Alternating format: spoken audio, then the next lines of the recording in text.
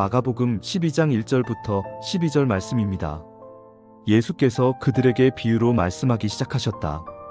어떤 사람이 포도원을 일구어서 울타리를 치고 포도즙을 짜는 확을 파고 망대를 세웠다.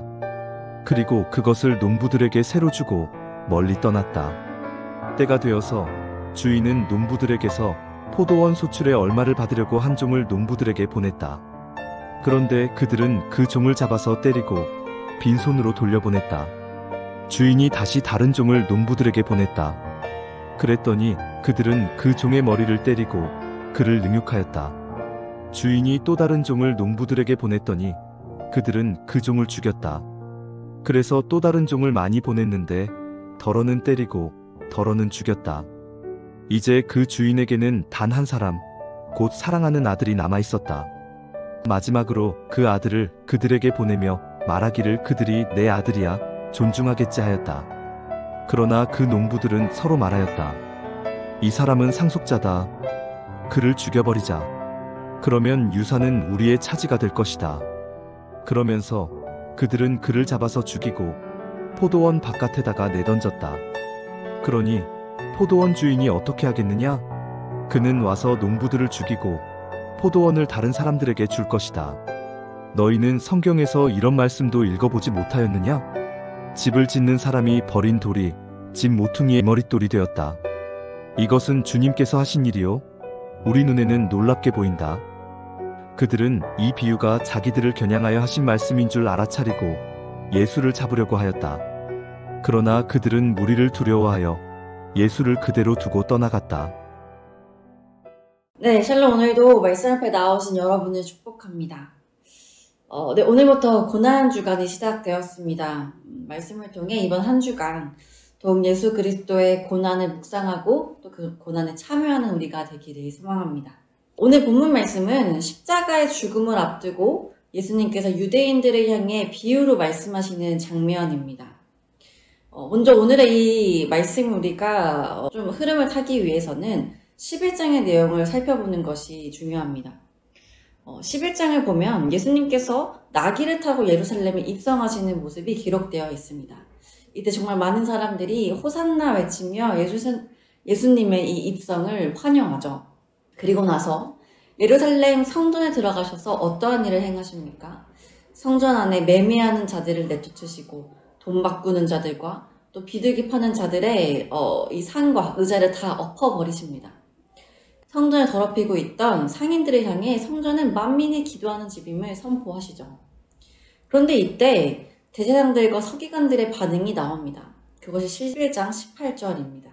대제사장들과 서기관들이 듣고 예수를 어떻게 죽일까 하고 꾀하니 이는 무리가 다 그의 교훈을 놀랍게 여김으로 그를 두려워함이로라.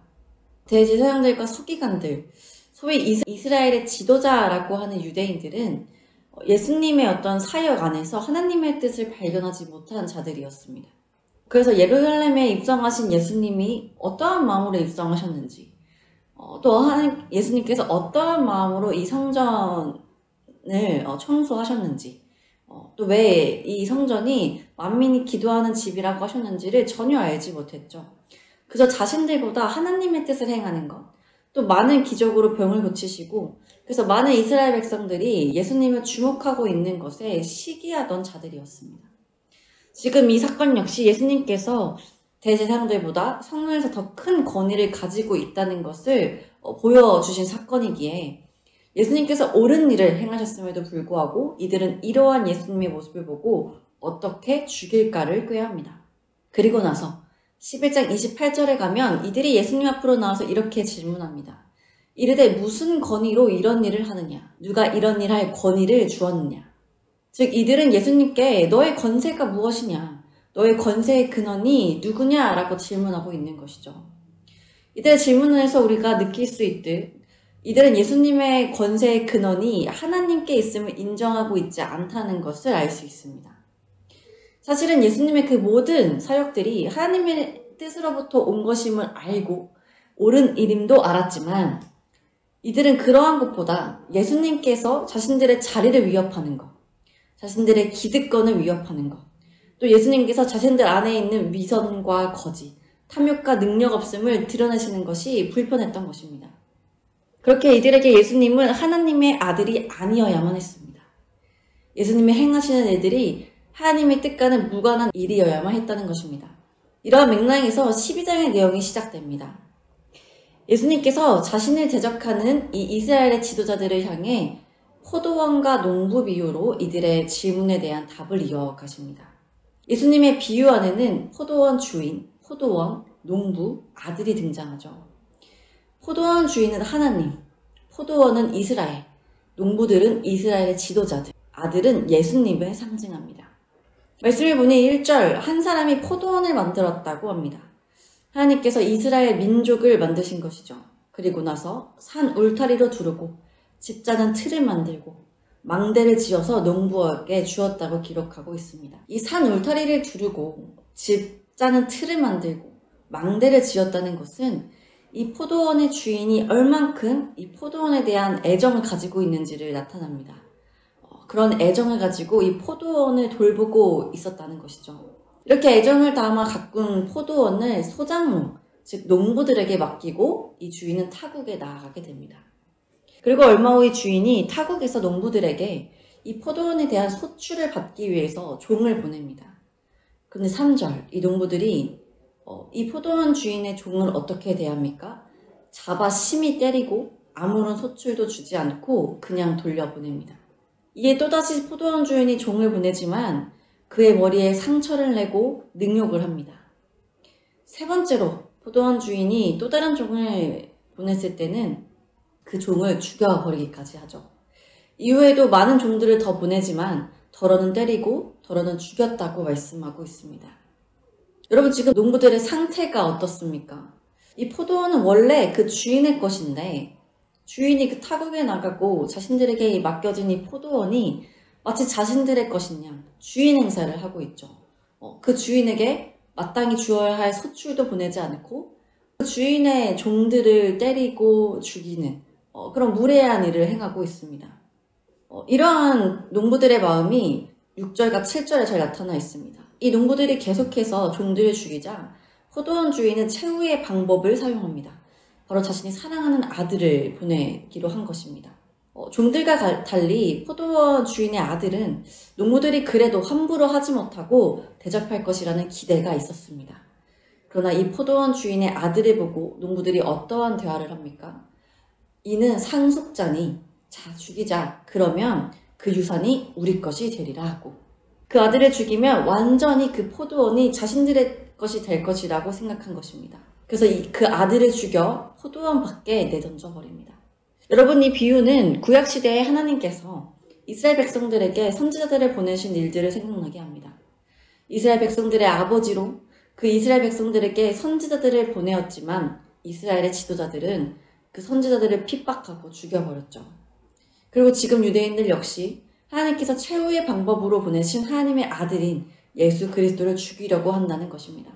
농부들과 또 유대인들은 그 아들을 죽이면 그 모든 포도원이 자신의 것이 될 것이라고 생각했습니다.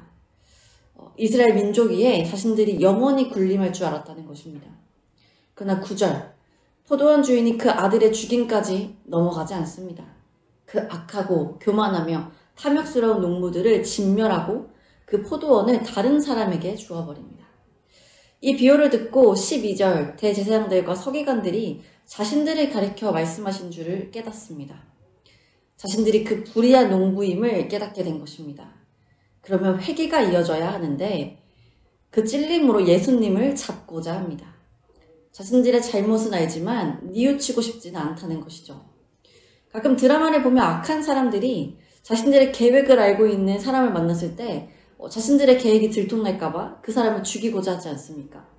독을 타서 죽이든 기습을 하든 어떠한 일들을 통해서 그 사람의 입을 막으려고 하죠. 이들 역시 마찬가지인 것입니다. 자신들의 검은 속내를 다 알고 있는 예수님이 두려우면서도 그렇기에 더욱 예수님을 죽여 그 입을 막아야 했던 것입니다. 그러나 예수님을 따르던 많은 이스라엘 백성들을 두려워하여 예수님을 두고 그 자리를 떠나버렸다고 기록하고 있습니다. 여러분, 오늘 이 말씀을 통해 하나님께서 우리에게 주시고자 하는 교훈은 무엇일까요? 우리는 바로 이 말씀 가운데 예수님을 대적하는 대제사장들과 서기관들을 향해 분노 모르나 그 모습이 우리의 모습이 될 수도 있다는 것을 알아야 합니다. 하나님의 인내하심 속 많은 선지자들을 보냈으나 끝끝내 돌이키지 않았던 자들, 자신들의 기득권과 유익을 위해 하나님의 아들도 서슴없이 죽였던 자들, 자신들의 잘못을 깨닫고도 회개하지 못하고 도리어 분노하고 있는 이들의 모습이 우리 안에도 있습니다. 하나님께서는 우리에게 오늘도 많은 사람들을 통해 하나님의 마음을 들려주고 계십니다. 나를 향한 하나님의 마음, 또 우리에게 맡겨주신 영혼들을 향한 하나님의 마음을 여러분들은 어떻게 귀 기울이며 순종하고 계십니까? 혹시 선지자들을 죽인 이스라엘과 같이 하나님의 모든 말씀을 외면하고 죽은 말씀으로 만들고 있는 것은 아닙니까? 우리의 유익과 만족을 위해 예수님을 외면했던 순간은 없습니까? 말씀이 우리의 마음을 찌를 때 그 말씀 앞에 회개하기보다 그 말씀을 전하고 있는 설교자나 혹은 지체를 향해 분노의 마음을 품은 적은 없습니까? 고난주간을 지나고 있는 이 시간 우리의 마음을 진실되게 마주하기를 소망합니다. 결국 예수 그리스도를 죽였던 유대인들의 악함과 그러한 교만이 우리에게는 없는지, 우리 역시 지금 이 시대의 유대인들처럼 늘 예수님을 못 박으며 살고 있는 것은 아닌지 돌아봅시다. 말씀 앞에 우리의 연약함과 제된 모습이 생각나고 깨달아졌다면 그 말씀을 외면하지 말고 회개의 자리로 나아가기를 소망합니다.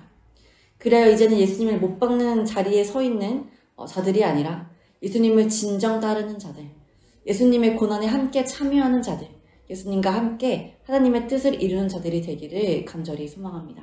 함께 기도합시다. 주님, 오늘 포도원과 농부 비유를 통해 농부들의 악함을 함께 보았습니다.